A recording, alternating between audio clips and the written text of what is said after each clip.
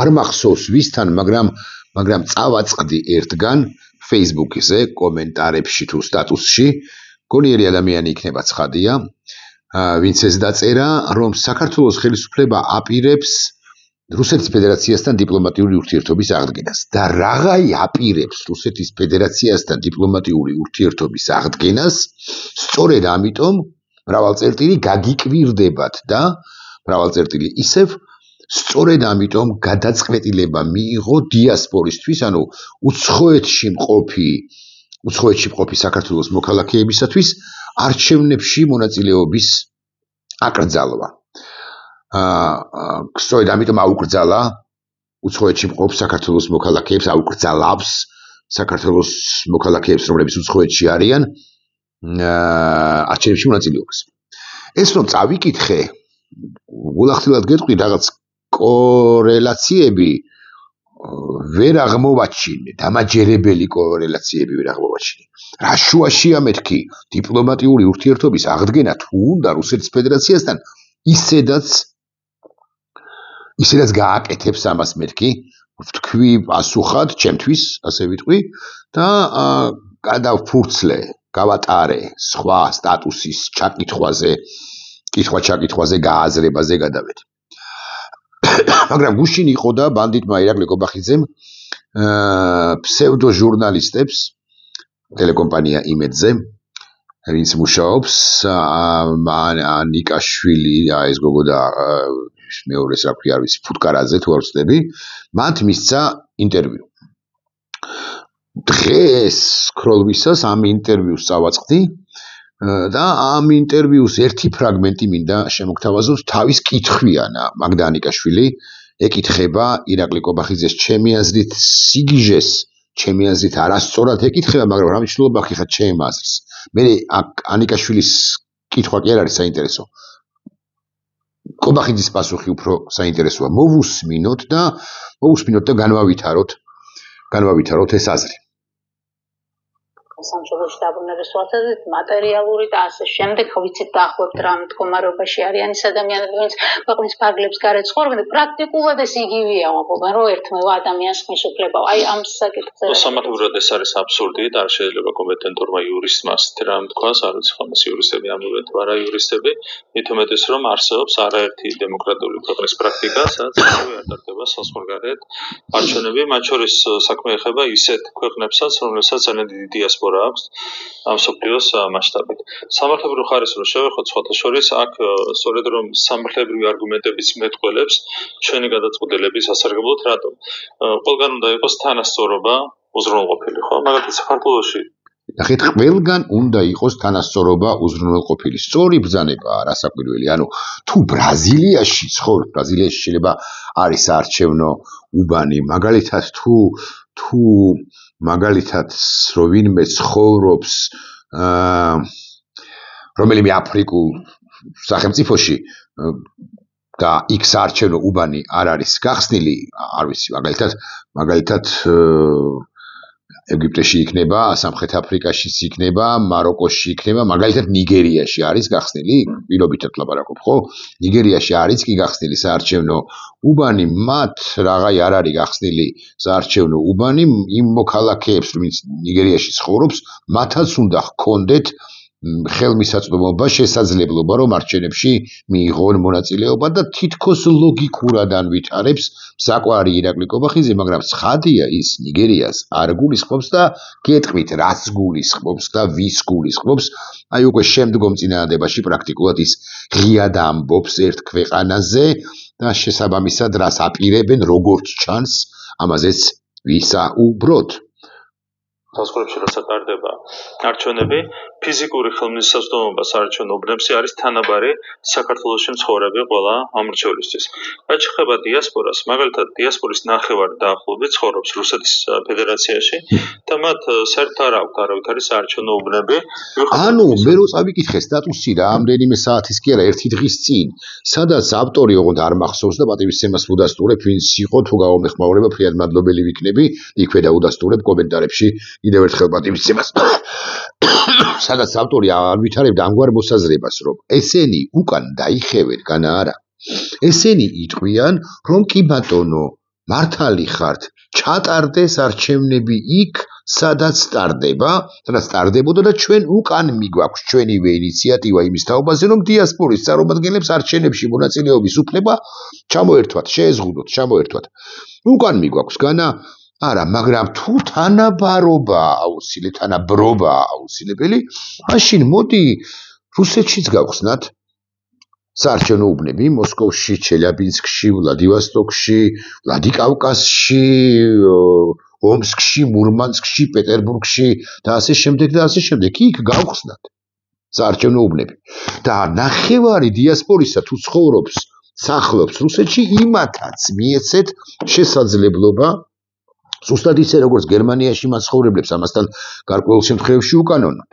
ზუსტად ისე როგორც პოლონეთში მაცხოვრებლებს ამასთან გარკვეულ შემთხვევებში უკანონოდ. ზუსტად ისე როგორც შეერთებულ შტატებში მაცხოვრებელ ქართულ დიასპორას ოღონდ გარკვეულ შემთხვევებში უკანონოდ ეძლევა შესაძლებლობა არჩევნებში მონაწილეობისა რუსეთში მაცხოვრებელმა რომელიმე აბაშიძემ, ბერიძემ, ბერაძემ, მაისურაძემ, კაპანაძემ, ტაბლიაშვილმა, კობახიძემ, ივანიშვილმა თუ სიკინჭილაშვილმა რა, პეტრიაშვილმა, პავლიაშვილმა, სიკინჭილაშვილმა რა დააშავა.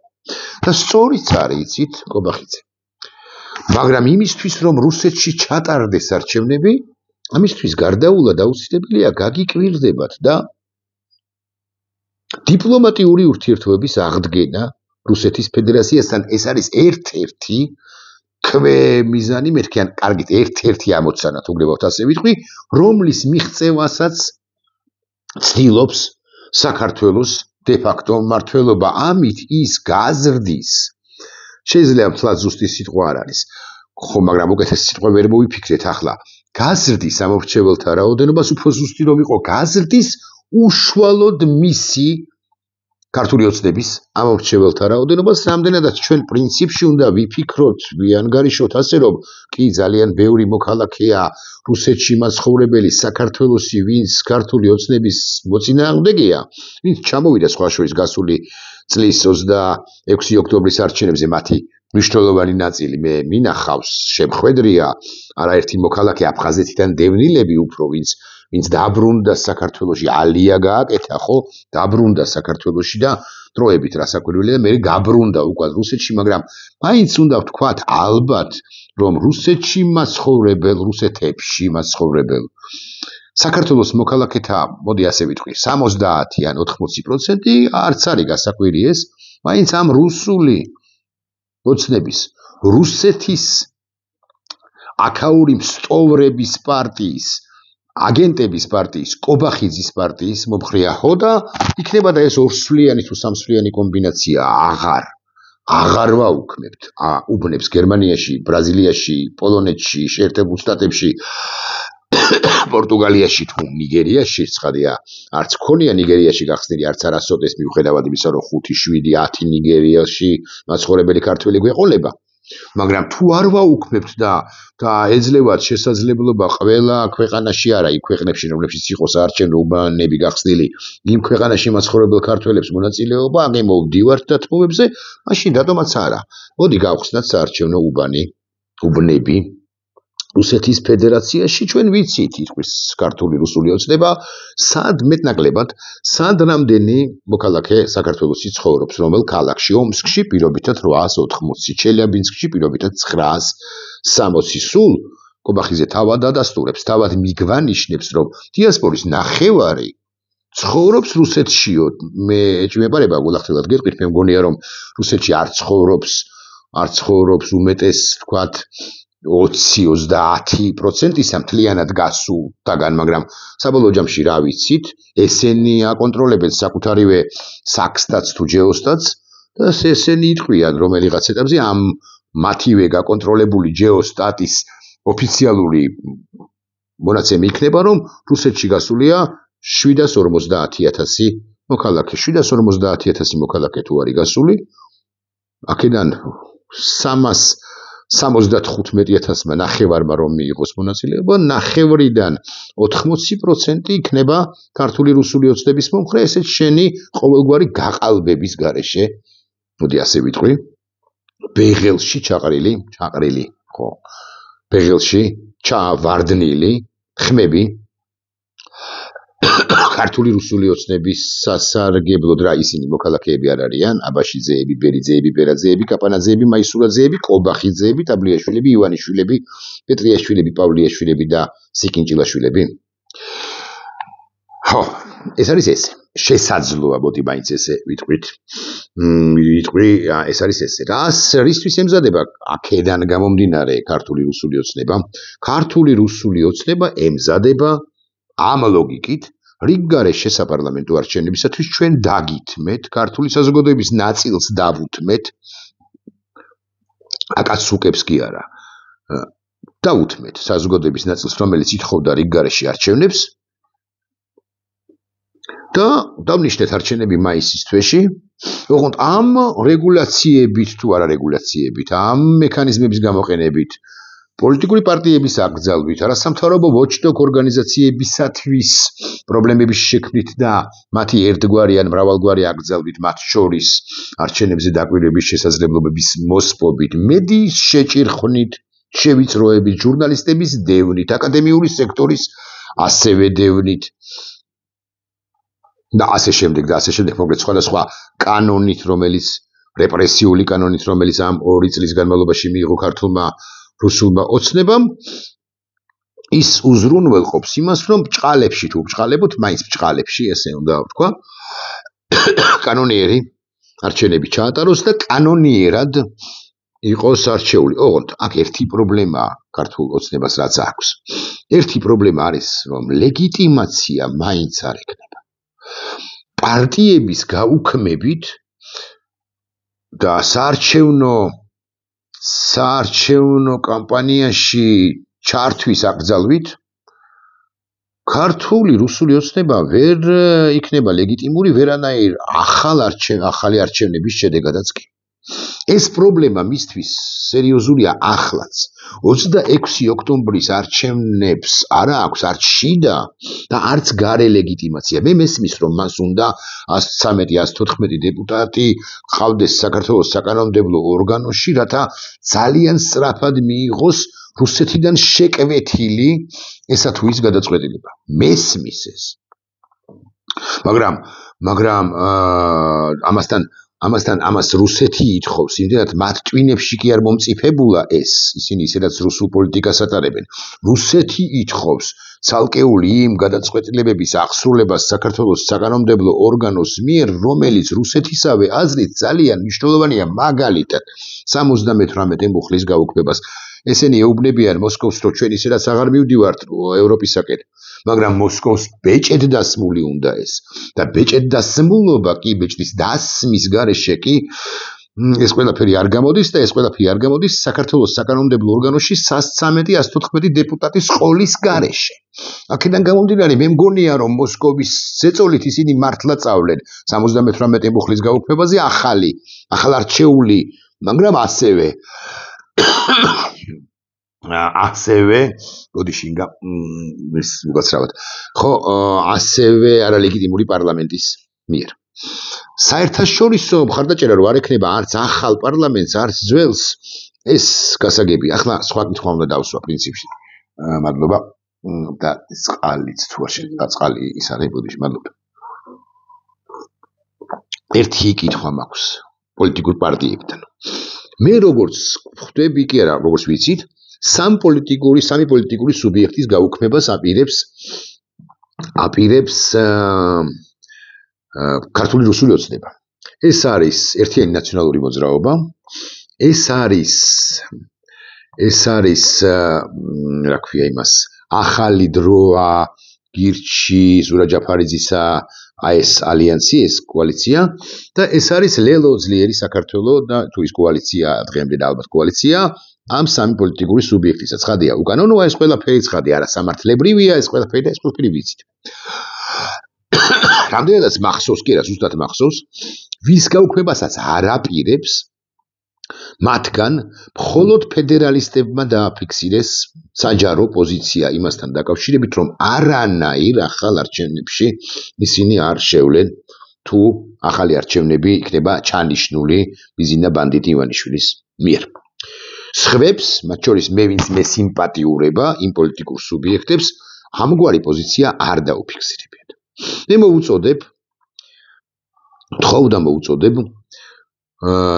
პოლიტიკურ სუბიექტს, რომელსაც რეგისტრაციას ეგრა მაგის პასუხია იუსტიციის სამინისტროში გულოცავ, ანუ ოფიციალურად უკვე ღიად ეს პოლიტიკური სუბიექტია, პოლიტიკური პარტია.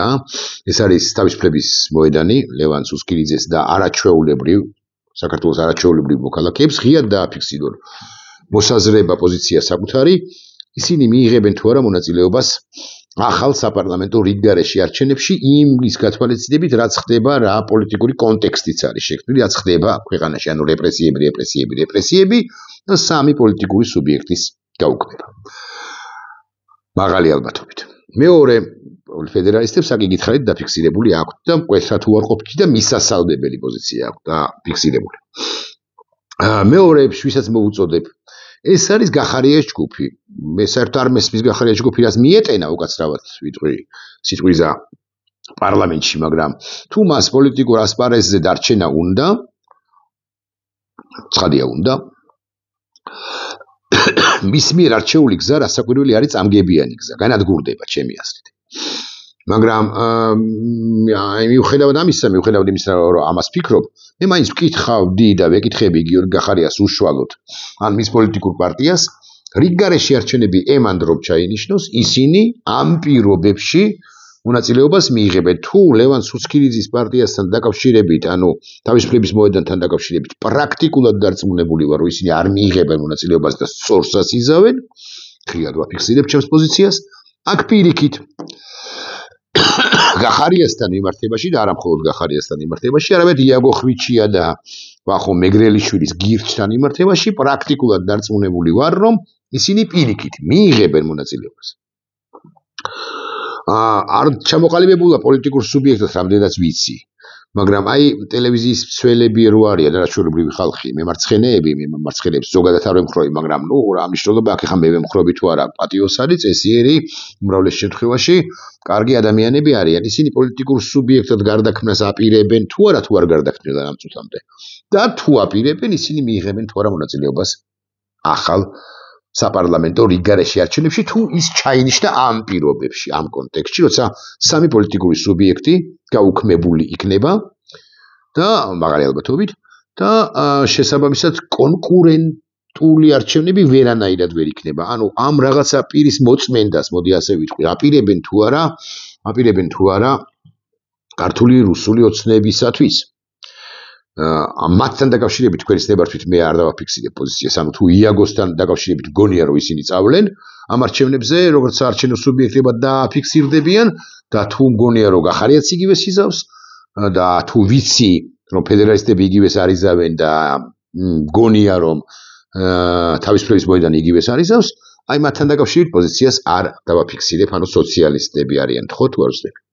შემდეგი კითხვის ადრესატი, ამგვარი კითხვის ადრესატი, შემდეგი ადრესატი არის ლეიბორისტული პარტია. მე მინდა ვკითხო ბატონ შალვა ნათელაშვილს, ის აპირებს თუ არა, მასთან დაკავშირებითაც თქვენის ნებართვით არ დავაფიქსირებ პოზიციას, ეჭვი მაქვს, უდახილად გეტყვით, არა, გამომდის რომ ვაფიქსირებ. ეჭვი მაქვს, რომ ბატონი შალვა უარს იტყვის ამგვარ არჩევნებში მონაწილეობას. მოკლედ ჩვენ ყველაფერი უნდა გავაკეთოთ საიმისოდ, რომ ჩავუშალოთ საქართველოს დე-ფაქტო ხელისუფლებას ყველა სხვა მზაკვრობები, რომლებსაც ის აპირებს. და ის აპირებს ბევრ მზაკვრობას ბარემ რომ ვიცოდეთ. სათაურის ეს იქნება კითხვები ლევან სუსკირიძეს, რა ქვია, გიორგი გახარიას, იაგო ხვიჩიას, პრინციპში მე მგონი ამოწვევს შალვა ნათელაშვილს. აი ამ 4 სუბიექტს. ნახვამდის.